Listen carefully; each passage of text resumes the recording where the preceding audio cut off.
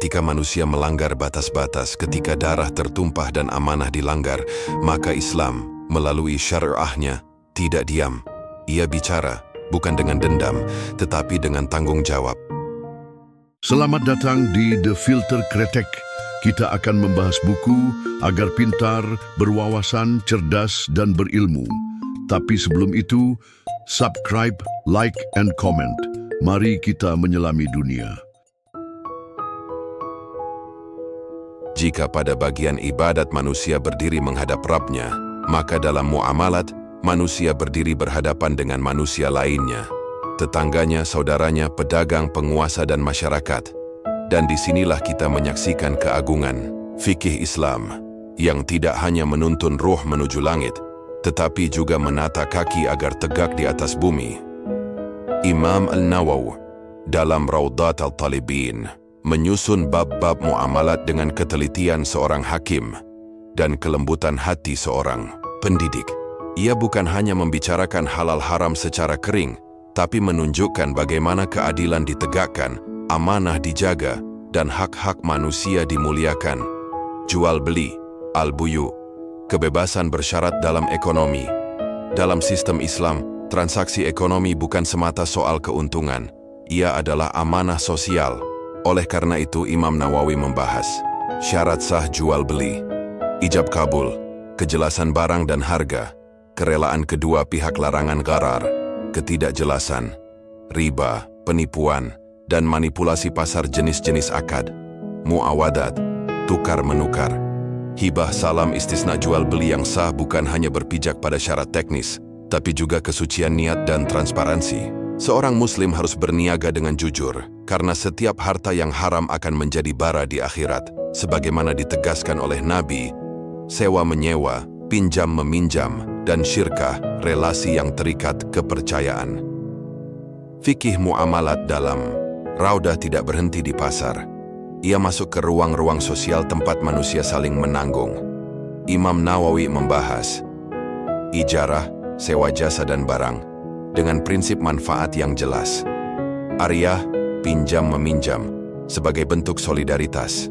Syirkah, kemitraan dagang, dengan asas kepercayaan, transparansi, dan pembagian risiko.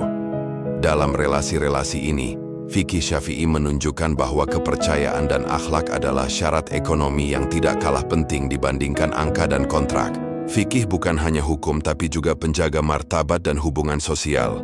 Amanah, wasiat, dan wakaf, warisan nilai melampaui hidup. Buat Imam Nawawi menjadikan bab amanah dan wasiat sebagai simbol pengikat lintas generasi. Di dalamnya, wasiat, wasiyah, dibahas dalam konteks keluarga, pewarisan, dan kepercayaan terakhir. Amanah dijelaskan sebagai hak yang harus dijaga, baik berupa harta, surat, atau tanggung jawab. Wakaf disusun sebagai model filantropi Islam, di mana harta tidak hanya menghasilkan profit, tetapi abadi sebagai pahala. Inilah spiritualitas sosial dalam fikih, bahwa kekayaan tidak dibawa mati, tapi bisa diabadikan melalui niat dan struktur hukum yang sah. Hudud, jinayat, dan qadha, ketegasan yang berakar dari keadilan. Dalam wilayah penegakan hukum, fikih Syafi'i tidak kabur. Imam Nawawi menjelaskan dengan detail hudud sebagai batas-batas Allah untuk melindungi masyarakat dari kerusakan moral. Jinayat, kejahatan fisik dan nyawa. Qasas dan diyat, kompensasi. Syarat saksi, jenis bukti, pengadilan, dan qadha, keputusan hukum. Namun Raudah bukanlah kitab yang kaku. Dalam setiap penjelasan tampak kepekaan syariat terhadap kondisi manusia, hak pengampunan, peran wali korban, serta syarat ketat sebelum hukuman dijatuhkan. Di sini kita melihat bahwa hukum Islam bukan represif, tapi preventif dan reformis. Hak dan kewajiban sosial, menjaga tetangga, menghormati perjanjian. Selain transaksi formal, Raudah juga menyinggung hubungan sosial lain. Hak tetangga, seperti tidak membangun bangunan yang merugikan kewajiban, menunaikan akad, janji, dan tanggungan. Hukum pertanahan, kepemilikan, dan batas properti fikih dalam hal ini menjadi semacam konstitusi sipil, di mana warga muslim bukan hanya dituntut untuk taat secara ritual, tapi juga bertanggung jawab dalam komunitasnya. Karena dalam Islam, hidup bersama adalah amanah kolektif. Fikih yang bernyawa. Muamalat dalam Raudat Al-Talibin bukan sekadar bab teknis, ia adalah cerminan dari etika, keadilan, dan empati dalam setiap interaksi manusia. Imam Nawawi mengajarkan kita bahwa bermuamalah dengan sesama adalah bentuk ibadah juga, sebagaimana salat dan puasa. Karena siapa yang curang dalam timbangan, dusta dalam jual beli, atau melalaikan hak orang lain, sejatinya telah mencederai hubungan vertikalnya dengan Allah. Dengan itu, Raudah menjadi pelita. Ia menuntun kita untuk hidup di tengah masyarakat, dengan adab, dengan ilmu, dan dengan takut kepada Allah. Ketika manusia melanggar batas-batas, ketika darah tertumpah dan amanah dilanggar, maka Islam, melalui syariahnya, tidak diam. Ia bicara, bukan dengan dendam, tetapi dengan tanggung jawab. Ia bertindak, bukan dengan murka, tetapi dengan hikmah dan rahmah.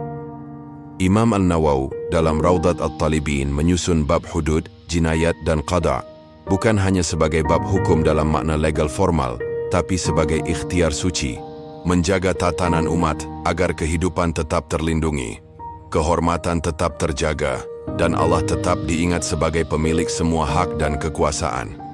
Hudud, garis suci yang ditetapkan Allah. Kata had dalam bahasa Arab berarti batas.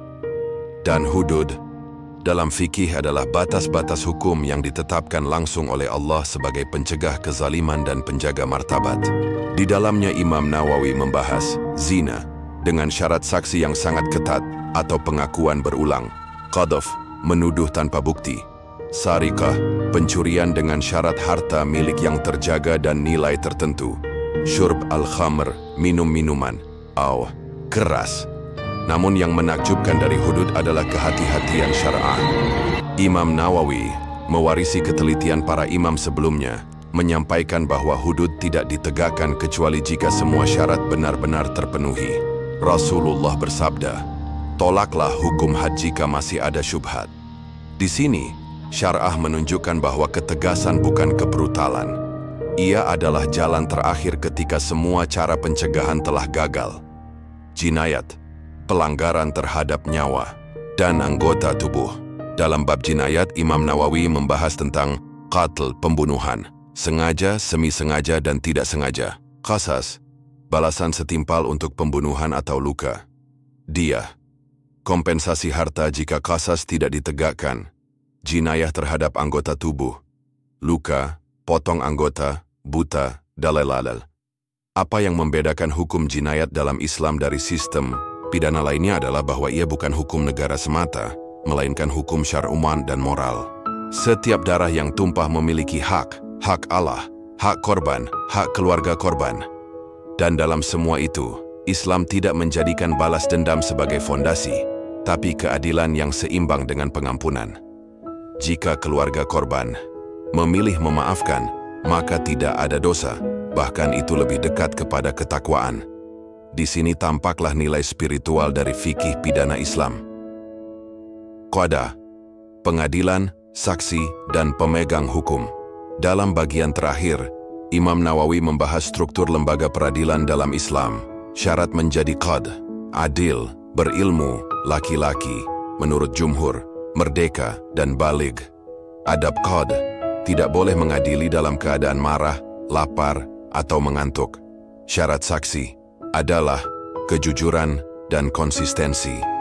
Bukti hukum, pengakuan saksi qasamah, sumpah berulang dalam kasus pembunuhan misterius, dan bayinat lainnya. Peradilan Islam menurut Imam Nawawi bukan arena formalitas, tapi tempat kehakiman ilahiyah diturunkan ke bumi. Maka setiap keputusan, qadam adalah amanah, dan setiap kesalahan dalam menjatuhkan vonis bisa menjadi beban di akhirat. Fikih Syafi'i juga membahas wilayah yurisdiksi hakim, hak banding, iftisal, kedudukan penguasa dalam menunjuk dan mencopot qadiyah. Semua ini memperlihatkan bahwa fikih Islam memiliki sistem hukum yang kokoh dan manusiawi jauh sebelum konsep hukum modern berkembang. Keadilan bukan tujuan akhir, melainkan jalan menuju Allah. Dalam Raudat Al-Talibin, hudud dan jinayat bukan hanya alat ketertiban sosial, tapi pernyataan tauhid di ruang sosial. Karena siapapun yang berdusta dalam persidangan, siapapun yang meremehkan darah saudaranya, siapapun yang menjatuhkan hukuman tanpa ilmu, sejatinya telah mengkhianati perintah Allah sebelum dia mengkhianati manusia. Imam Al-Nawawi membawa kita ke kesadaran bahwa keadilan syar'ah bukan semata-mata sistem hukum, tapi bagian dari ibadah. Menegakkan keadilan adalah bentuk ketaatan. Memaafkan dalam keadilan adalah bentuk kasih sayang. Dan keduanya sama-sama bernilai di sisi Rabbul Alamin. Don't forget to comment, like, and subscribe.